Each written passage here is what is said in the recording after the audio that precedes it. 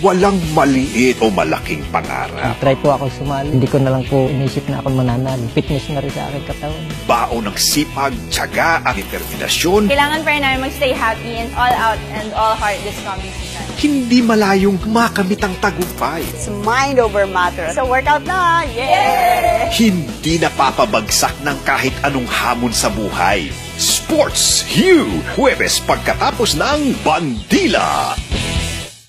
5 things na hindi alam ng karamihan ng tao. Well, di ako nagsusuklay.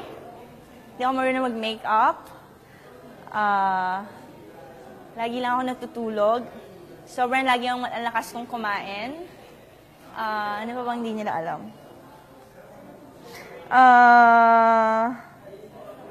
Ano pa hindi nila alam?